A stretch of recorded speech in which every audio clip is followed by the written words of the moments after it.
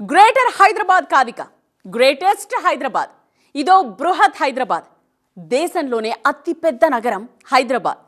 Outer ring road లోపల దానికి ఆనుకుని ఉన్న 27 మున్సిపాలిటీలు, కార్పొరేషన్లను జీహెచ్ఎంసీలో విలీనం చేస్తూ తెలంగాణ కేబినెట్ నిర్ణయం తీసుకుంది. ఈ డెసిషన్ వల్లే దేశంలో అతిపెద్ద నగరంగా ఆవిర్భవించింది. జనాభా ఎంతో తెలుసా? 1,45,00,000 ఉండొచ్చని ఒక రఫ్ ఎస్టిమేషన్. ఇప్పుడు ఔటర్ రింగ్ రోడ్ లోపల ఉన్నదంతా గ్రేటర్ హైదరాబాదే కదా. ఆ లెక్కన జనాభా 1,70,00,000. బట్ అధికారికంగా జనాభా లెక్కలు తీస్తే ఆల్మోస్ట్ 2 కోట్లు దాటుతుంది.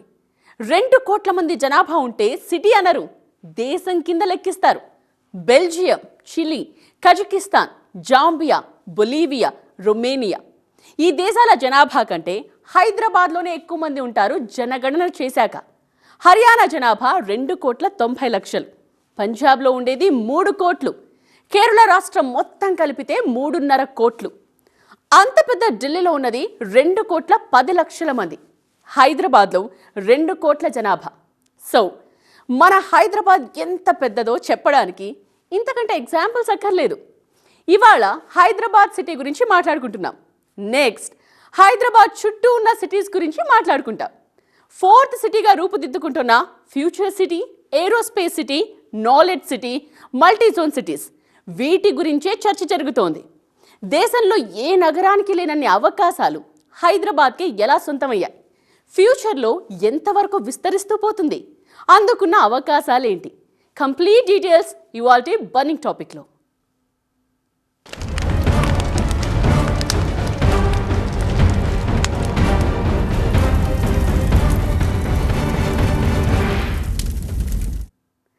సిటీకి వచ్చిన ఢిల్లీ మహిళ ఒక మాట అంది. ఢిల్లీ వదిలి దేశంలోని ఏ సిటీకి వెళ్ళినా ఇది మన ప్రాంతం కాదు అనే ఫీలింగ్ వచ్చేదట. బట్ హైదరాబాద్ అనగానే ఫ్రెండ్ ఇంటికి వెళ్ళిన ఫీలింగ్ ఉంటుందట. బొడ్రాయి ముహూర్తంలో ఏ మహత్తుందో కానీ హైదరాబాద్ మహానగరంలోనే ఏదో మ్యాజిక్ ఉంది. ఇదో అక్షయ పాత్ర, విస్తరిస్తూనే పోతోంది. ఎంతమంది వచ్చినా ఇంకా ప్లేస్ ఉంది అని చూపిస్తూనే ఉంది. బతుకు తెరువు కోసం వచ్చిన వారినల్లా హక్కున చేర్చుకుంటోంది. బిజినెస్లు పెడతామనే వారికి బోలెడు అవకాశాలు కల్పిస్తోంది. ఉత్తరాది నుండి కొన్ని కమ్యూనిటీలు వచ్చి స్థిరపడ్డాం, వారి నోటి నుండి కూడా ఏ హమారా హైదరాబాద్ అని పిలిపించుకుంది. భారత్ను ఒక్క రోజులో చూడాలనుకునేవారు హైదరాబాద్ను చుట్టేస్తే చాలు. అందుకనే హైదరాబాద్ అవకాశాల గని.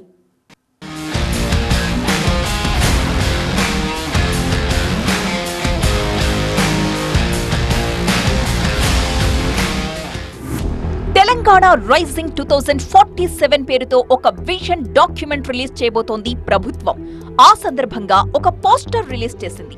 ఈ పోస్టర్ లో మనకి హైదరాబాద్ వెల్కమ్స్ ఎవ్రీవన్ అని కనిపిస్తుంది. దేశంలో ఏ నగరానికి లేనన్ని అవకాశాలు హైదరాబాద్ కు మాత్రమే ఎందుకున్నాయి అన్న ప్రశ్నకి ఇక్కడ మీకు సమాధానం దొరుకుతుంది ఈ ఒక్క ఫోటోతో.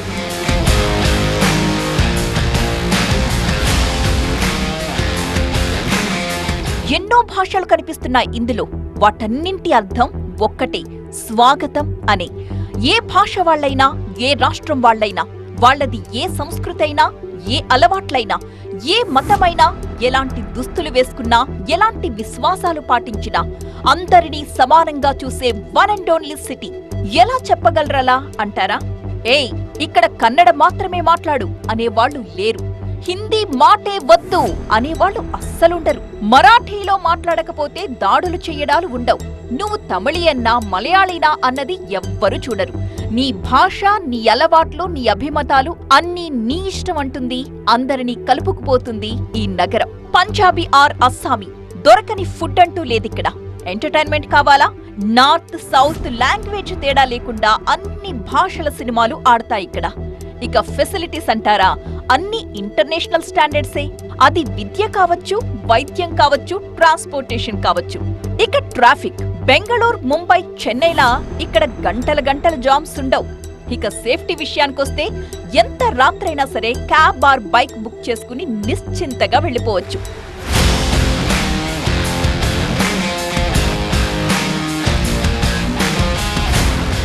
ఇదంతా ఎందుకు చెప్పుకోవాలి అంటారా?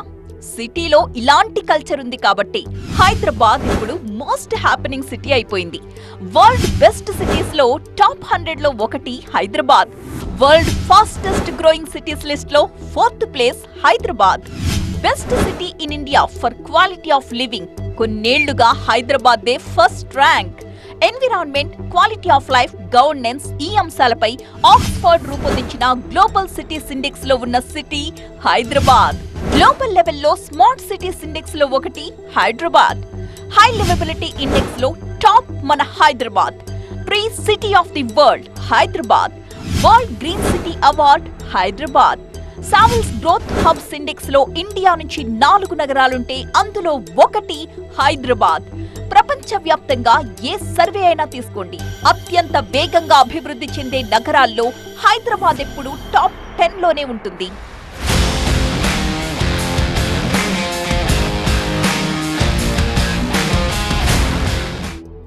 సో ఊరికే వస్తుందా ఇంత గుర్తింపు? హైదరాబాద్ ఎవరినైనా ఇమిడ్చుకోగలదు కాబట్టే ఇన్ని అవార్డ్స్. ఆ కారణంగానే ఈ లెవెల్ అభివృద్ధి కూడా. హైదరాబాద్ చుట్టూ కొత్త సిటీస్ నిర్మాణం జరుగుతోందంటే కారణం దేశంలో ఎక్కడి వారైనా హైదరాబాద్ రావాలి అనుకోవడం, హైదరాబాద్ లో ఇన్వెస్ట్మెంట్స్ పెట్టాలి అనుకోవడం వల్లే. రీసెర్చ్ సంస్థలు ప్రపంచవ్యాప్తంగా 230 నగరాల్ని పరిశీలించి అత్యంత వేగంగా అభివృద్ధి చెందుతున్న నగరాల్ని లిస్ట్అవుట్ చేశాయి. అందులో ఒక సంస్థ ర్యాంకింగ్ 4, మరొక సంస్థ ర్యాంకింగ్ 5. ఇలా ర్యాంకింగ్ ఇవ్వడానికి ఒక ప్రూఫ్ కూడా ఇచ్చాయి. 2018లో హైదరాబాద్ జీడీపీ $50 మిలియన్. 2033 నాటికి $200 బిలియన్ అవ్వడం పక్కా అని రాసిస్తున్నాయి. 10 ఏళ్లలో 4 గ్రోత్ అంటే మాటలా?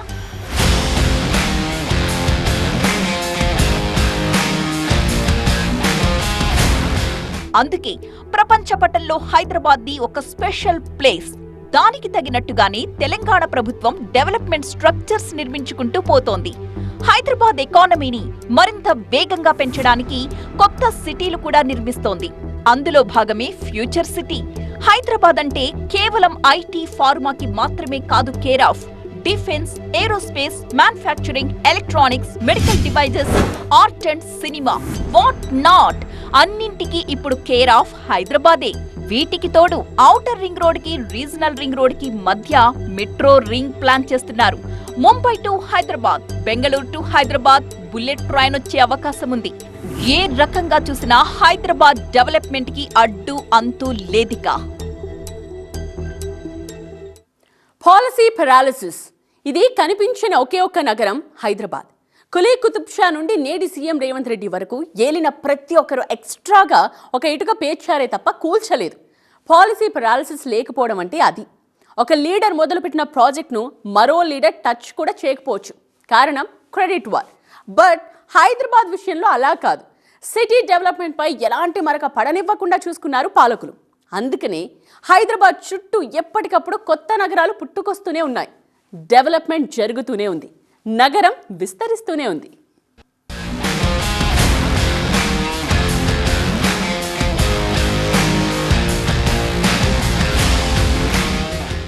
జనరల్ గా ప్రభుత్వాలు మారినప్పుడు ఒక భయం ఉంటుంది, కొన్ని అనుమానాలుంటాయి, డెవలప్మెంట్ పై అపోహలు కలుగుతూ ఉంటాయి. కానీ వాటన్నిటికీ అతీతం హైదరాబాద్ గత చరిత్ర, నడుస్తున్న కాలమే ఇందుకు నిదర్శనం. ఫర్ ఎగ్జాంపుల్, రీసెంట్ టైమ్స్ లో రాయదుర్గం ఏరియాలో ఎకరం ధర అక్షరాల 177 కోట్లు పలికింది.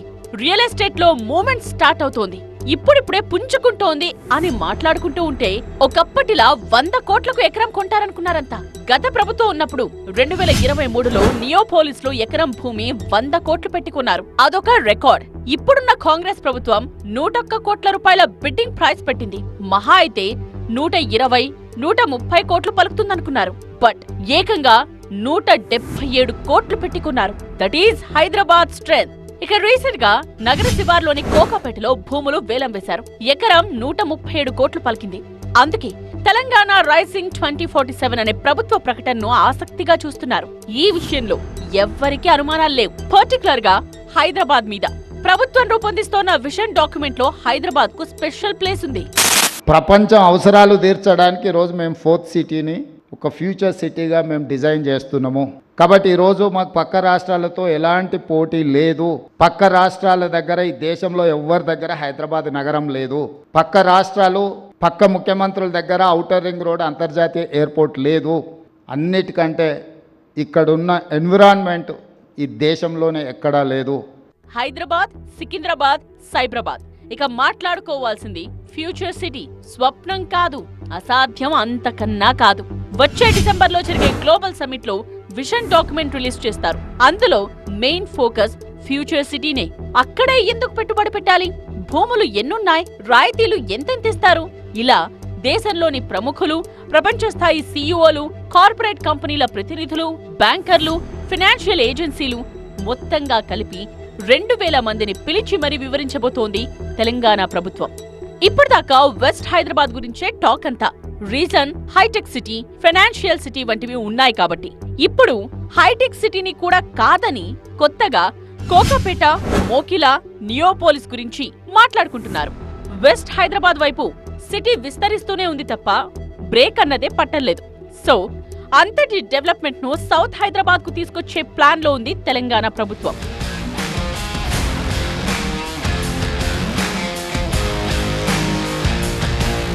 వచ్చే గ్లోబల్ సమ్మిట్ లో ఫ్యూచర్ సిటీకి ఉన్న అసెట్స్ ఏంటో వివరించబోతున్నారు. మెయిన్ గా ఇంటర్నేషనల్ ఎయిర్పోర్ట్ కు దగ్గర, పక్కనే ఔటర్ రింగ్ రోడ్, ఇంకాస్త ముందుకు వెళితే రీజనల్ రింగ్ రోడ్, రెండిటికి మధ్య internal road connectivity. Regional ring road సహా 36,000 కోట్ల భారీ ఇన్ఫ్రా పనులు స్పీడ్ గా జరుగుతున్నాయి. ఓఆర్ఆర్, ఆర్ఆర్ఆర్ మధ్య 39 రేడియల్ రోడ్లు, కొత్త ఇండస్ట్రియల్ క్లస్టర్స్ ఏర్పాటు చేస్తున్నారు. మెరుగైన కనెక్టివిటీ కోసం త్వరలోనే మెట్రో కూడా రాబోతోంది. అన్నిటికీ మించి కాలుష్యరహిత ప్రాంతం, నీటి సౌలభ్యానికి కొరతే లేదు. అదే ఫ్యూచర్ సిటీలో స్కిల్ యూనివర్సిటీ, స్పోర్ట్స్ యూనివర్సిటీ ఉండడం అదనపు బలం. వరల్డ్ క్లాస్ స్టూడియోలకు కేర్ ఆఫ్ అయ్యేది కూడా ఫ్యూచర్ సిటీనే. అక్కడ అత్యాధునిక స్టూడియోలు నిర్మించేందుకు ఒకరిద్దరు బాలీవుడ్ ప్రముఖులు రెడీ అవుతున్నారు. అందుకే ఫ్యూచర్ సిటీకి రావాలని కంపెనీలను ఆహ్వానిస్తున్నారు. అసలు రీజనల్ రింగ్ రోడ్ ను బేస్ చేసుకునే కొత్త నగరాలు, ఇండస్ట్రియల్ క్లస్టర్స్ రాబోతున్నాయి. ఔటర్ రింగ్ రోడ్ లోపలున్నదంతా కోర్ అర్బన్ ఏరియా. ఇకపై ఈ కోర్ ఏరియాపై భారం పడకుండా భారత్ ఫ్యూచర్ సిటీ లాంటి కొత్త నగరాలను నిర్మించబోతున్నారు. అంతేకాదు, రాష్ట్రంలోని ఏ ప్రాంతం నుండైనా 2 గంటల్లో హైదరాబాద్ చేరుకునేలా హై స్పీడ్ కనెక్టివిటీకి ప్లాన్ చేస్తున్నారు. హైదరాబాద్ సెంట్రిక్ గా ఇవన్నీ విజన్ డాక్యుమెంట్ లో ఉండబోతున్నాయి. Human development, global talent hub, global innovation nucleus, green energy, ORR, RRR మధ్య మ్యానుఫ్యాక్చరింగ్ జోన్స్, ఇలాంటివెన్నో విజన్ డాక్యుమెంట్ లో ఉండబోతున్నాయి. 2047 నాటికి $3 ట్రిలియన్ ఎకానమీని సాధించడమే ప్రెజెంట్ టార్గెట్. అందులో భాగంగానే ఐఎస్పీతో కలిసి విజన్ డాక్యుమెంట్ రూపకల్పన జరుగుతోంది. 1869లో ఏర్పాటైంది హైదరాబాద్ మున్సిపాలిటీ. అప్పుడున్న జనాభా జస్ట్ 3.5 లక్షలు, విస్తీర్ణం జస్ట్ 55 కిలోమీటర్లు. 1933 నాటికి కార్పొరేషన్ అయింది. 2007లో జిహెచ్ఎంసీ అయింది. 650 చదరపు కిలోమీటర్ల జిహెచ్ఎంసీ ఇప్పుడు 2000 చదరపు కిలోమీటర్లకు పెరుగుతోంది. ఇంత విస్తీర్ణం ఉన్న ఇండియాలోనే సిటీ లేనే లేదు. అందుకే హైదరాబాద్ గురించి అంత ప్రత్యేకంగా చెప్పుకుంటున్నారంతా. ఓఆర్ఆర్ వరకు హైదరాబాద్ అంతా ఒకే నగరంగా మారితే ప్రపంచం కూడా దీని గురించే మాట్లాడుకుంటుంది.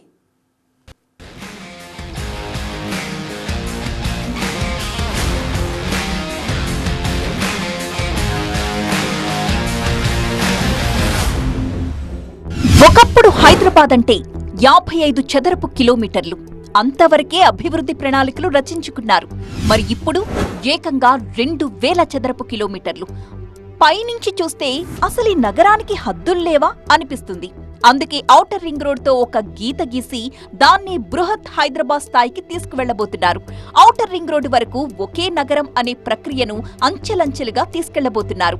అదే జరిగితే దేశంలో ఇంత పెద్ద నగరం మరెక్కడా లేదు.